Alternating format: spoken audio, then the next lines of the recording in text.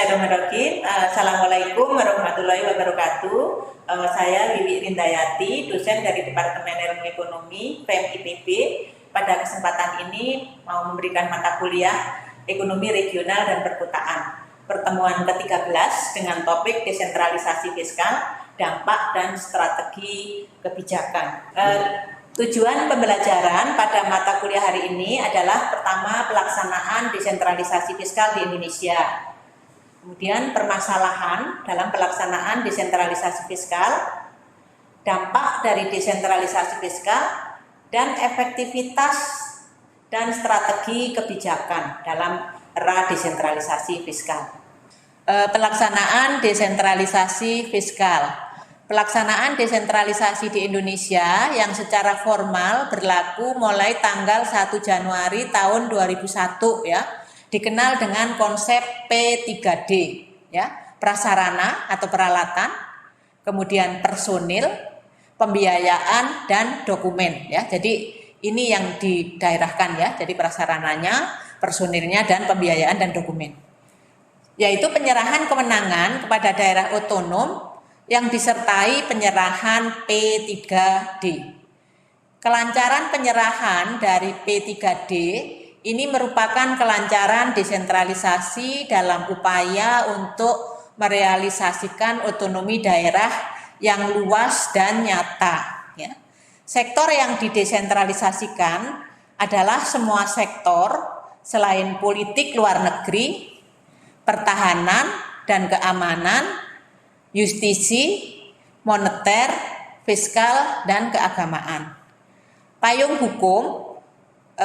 hukum dari desentralisasi adalah Undang-Undang tentang Pemerintah Daerah ya, dan Undang-Undang tentang Perimbangan Keuangan antara pemerintah daerah dan pemerintah pusat ya. Nah, ini yang terus mengalami penyempurnaan ya, sampai mendapatkan formula desentralisasi optimal dan menghasilkan kesejahteraan bagi seluruh masyarakat Indonesia ya. Jadi sampai sekarang ini masih berkembang terus ya, formula-formula tadi, revisi-revisi tadi, perbaruan tadi. Pelaksanaan desentralisasi fiskal. Pelaksanaan desentralisasi fiskal di Indonesia yang secara formal berlaku mulai tanggal 1 Januari tahun 2001 ya, dikenal dengan konsep P3D, prasarana, personil, pembiayaan, dan dokumen, yaitu penyerahan kewenangan kepada daerah otonom yang disertai penyerahan P3D. Kelancaran dari penyerahan dari P3D ini merupakan kelancaran dari desentralisasi dalam upaya merealisasikan otonomi daerah yang luas dan nyata. Sektor yang didesentralisasikan sebagaimana udah kita sebut di dalam pertemuan 12 kemarin ya, yaitu semua sektor kecuali politik luar negeri, pertahanan keamanan, justisi, moneter, dan keagamaan. Payung hukum dari desentralisasi kemarin juga udah kita ungkap, yaitu Undang-Undang tentang Pemerintah Daerah dan Undang-Undang tentang Perimbangan Keuangan antar daerah. Ya, jadi di sini terus mengalami penyempurnaan ya untuk mendapatkan formula desentralisasi yang optimal ya, yang menghasilkan kesejahteraan bagi seluruh rakyat Indonesia.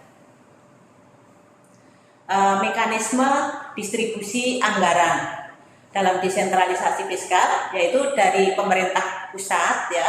Ini terutama untuk yang dana transfer ya. Jadi dari pemerintah pusat kemudian ditransfer ya, transfer dana ke daerah ya melalui mekanisme dana perimbangan ya. Kemudian dana perimbangan ini berupa dana alokasi umum. Dana alokasi umum ini merupakan hibah berupa block grant dalam bentuk SPM. Kemudian dana bagi hasil pajak ya. Jadi pajak ini pajak PBB, PPHTB dan PPH.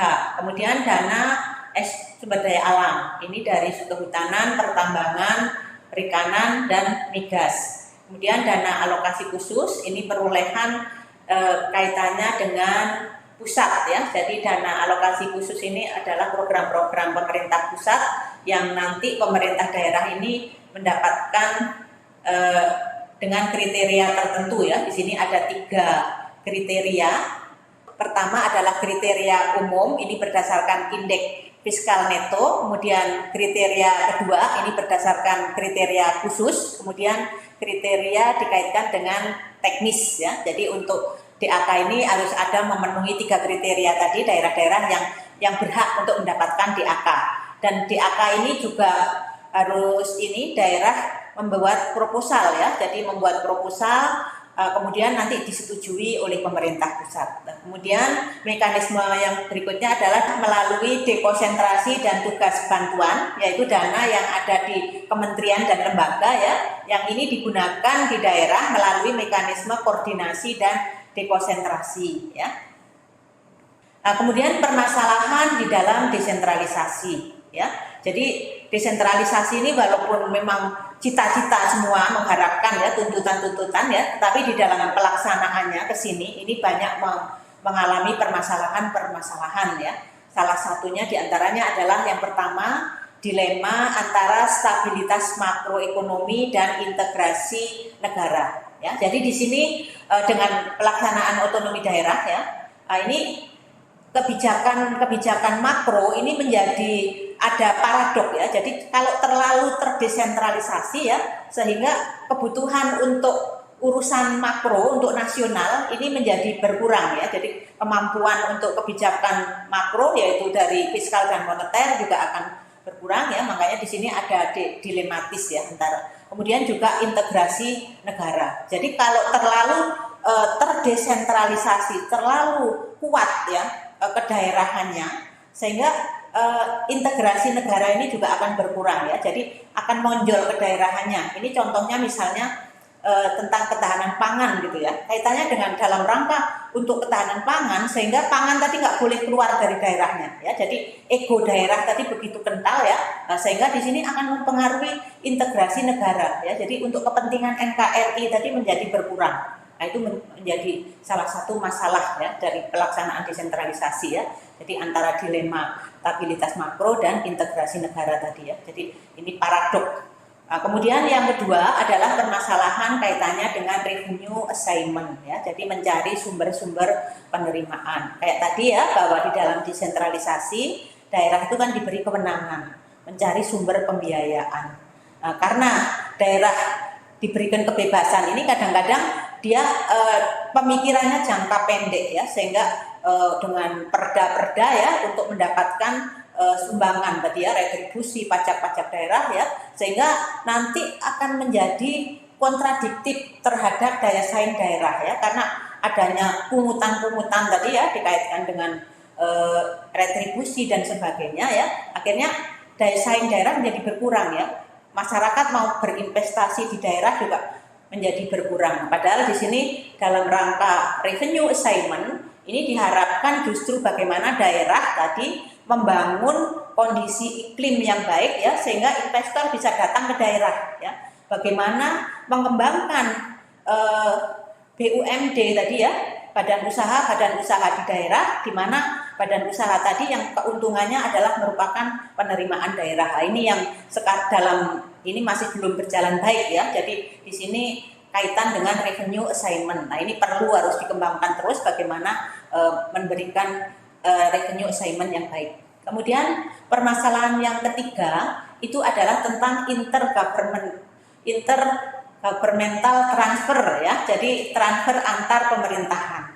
Di sini perbedaan kepentingan antara pemerintah ya, pemerintahan tadi ya. Jadi di sini ada ini keegoan daerah masing-masing ya. Jadi masing-masing pusat pinginnya ya masih mendapatkan jatah yang banyak ya, sementara daerah pinginnya juga kalau bagi hasil tadi karena sumber daya alam itu dari daerah ya, berarti proporsi penerimaan bagi hasilnya minta yang besar. Makanya di sini transfer tadi ya, transfer antar daerah ini juga masih menjadi hal yang selalu rame ya. Jadi ada tali ulur ya. Jadi ini makanya masih selalu mengalami perbaikan-perbaikan ya. Jadi makanya kenapa formula dari penerimaan daerah ini masih ada perbaikan-perbaikan undang-undangnya ya. Jadi kaitannya dengan itu. Kemudian yang keempat adalah expenditure management ya. Jadi manajemen pengeluaran atau bagaimana belanja yang baik tadi ya. Jadi tadi udah di perkuliahan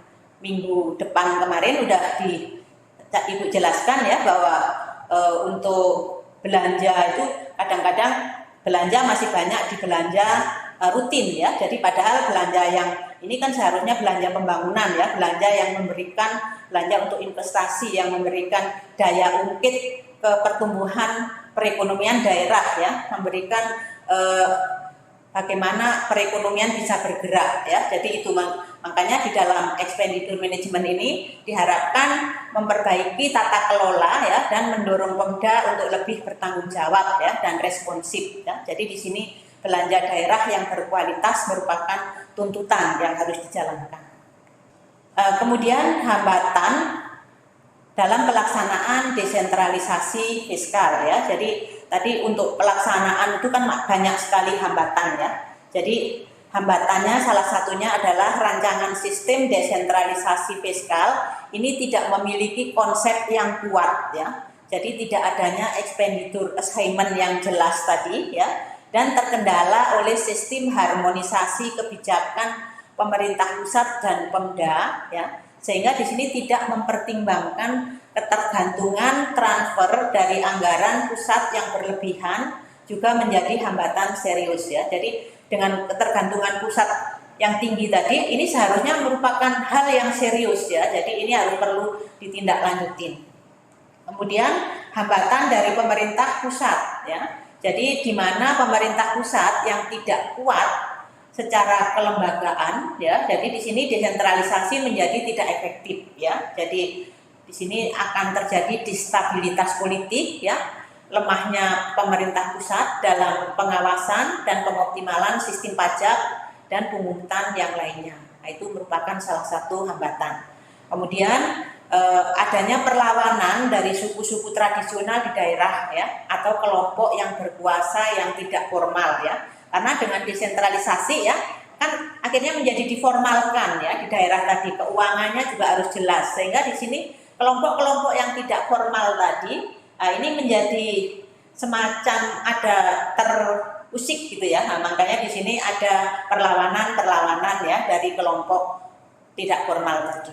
Nah, kemudian dampak dan sejarah ya dan pengaruh kolonial terhadap tradisi pola kekuasaan di daerah ya, di mana sumber dana masyarakat tak memiliki tujuan karir yang sejalan dengan tujuan desentralisasi ya. Jadi di sini sejarah ya. Jadi apabila dana masyarakat ini yang tidak mempunyai tujuan karir tadi ya, jadi ini juga menjadi hambatan. Nah, kemudian keengganan dari otoritas pusat.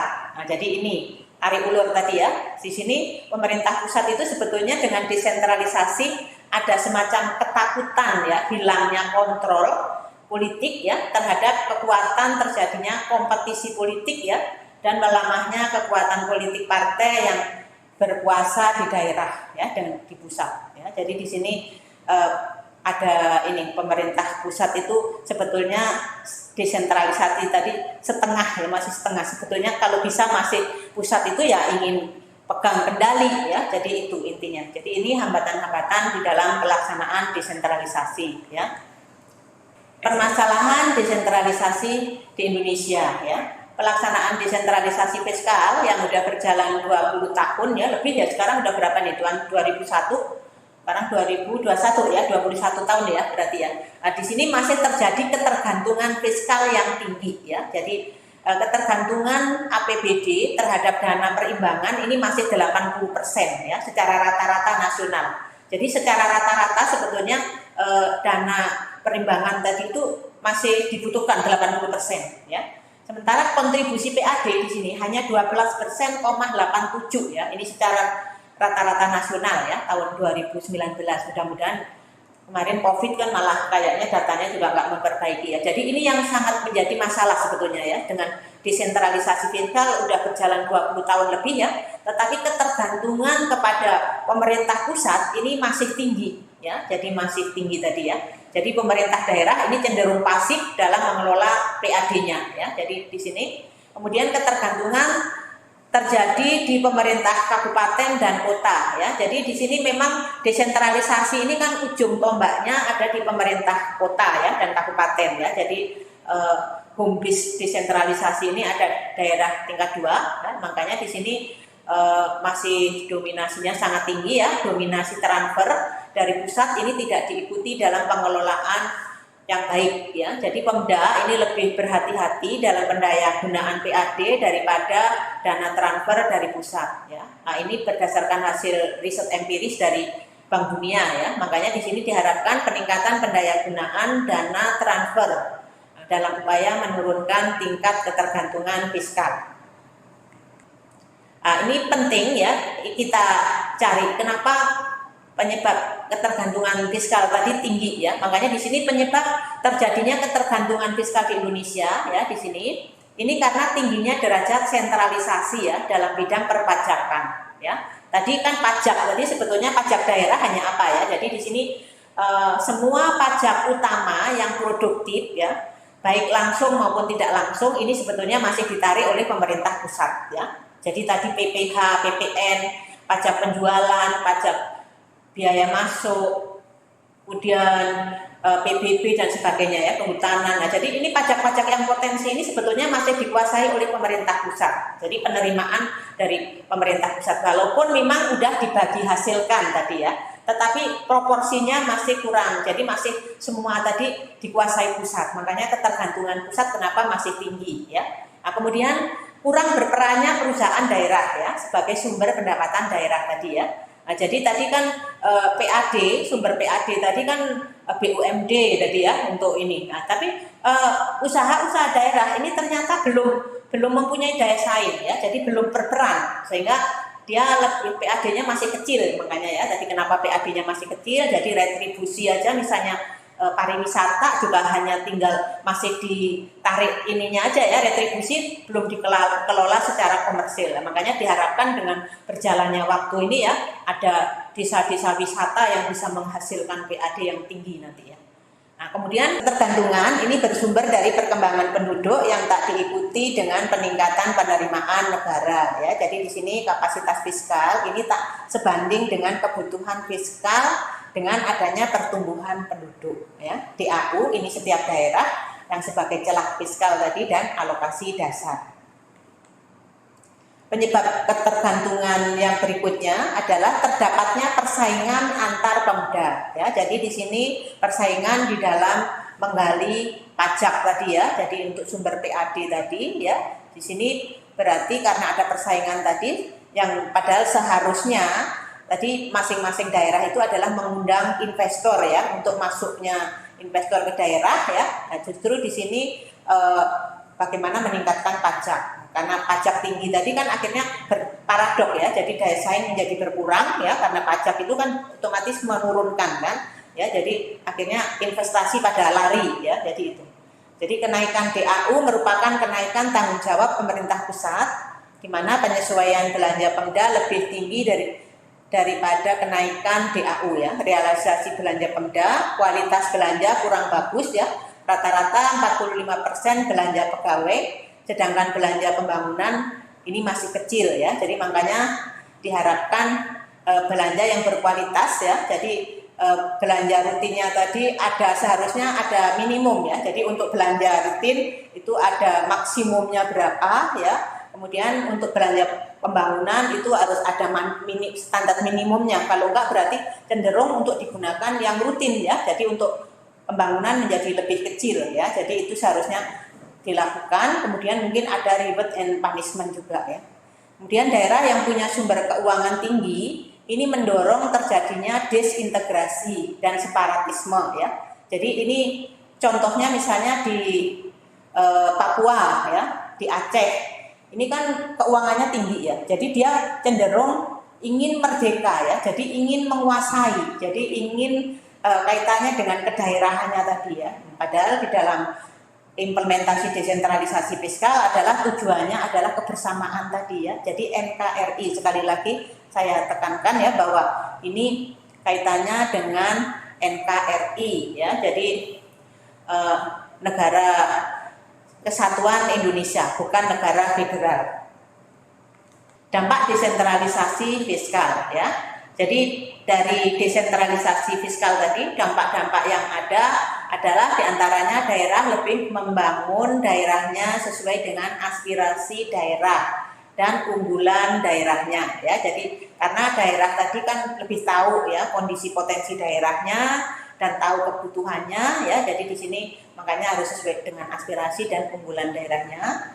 Kemudian desentralisasi dalam KKN ya. Jadi bisa juga ini yang jeleknya ya. Dengan desentralisasi berarti malah desentralisasi KKN ya. Jadi waktu zaman sentralistik Orde Baru KKN itu kan masih ada di pemerintah pusat saja. Tetapi dengan desentralisasi jadi sekarang KKN menyebar ya seluruh Indonesia ya. Jadi ini salah satu dampak juga ya yang perlu kita renungkan bagaimana biar tidak negatifnya tadi semakin yang banyak ya malahan ya. Sistem pelayanan publik yang lebih baik dan mengundang investor ke daerah ya. Jadi dengan desentralisasi diharapkan kan tadi kebutuhan-kebutuhan dari ini lebih kecil ya tadi per daerah, jadi lebih fokus sehingga memberikan pelayanan publik yang menjadi lebih baik sesuai kebutuhan masyarakat dan mengundang investor ke daerah ya.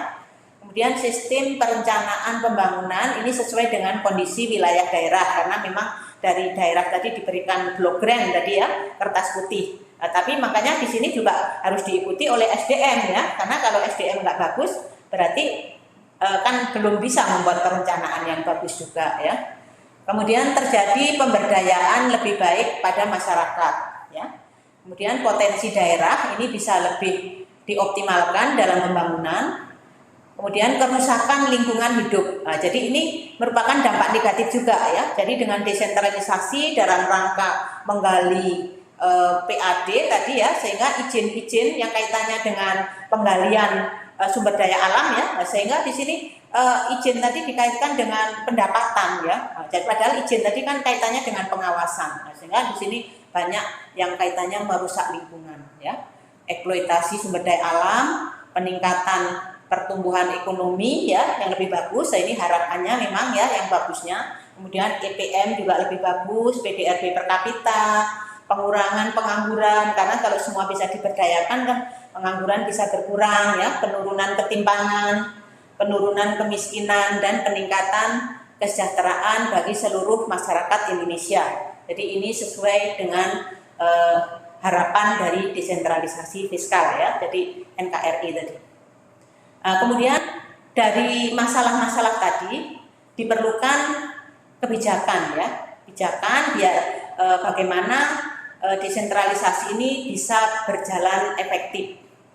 Salah satunya adalah mendorong daerah mengembangkan sektor-sektor unggulan sebagai core business di daerah ya. Jadi masing-masing daerah ya dalam regional itu kan ada unggulan-unggulan. Nah, unggulan-unggulan tadilah yang harus kita kembangkan ya sebagai core business, kemudian yang bisa mengkait dengan bisnis-bisnis yang lain, dengan sektor-sektor yang lain ya, sektor-sektor basis atau sektor-sektor unggulan yang lain. Kemudian mendorong munculnya usaha-usaha daerah ya, tadi BUMD ya.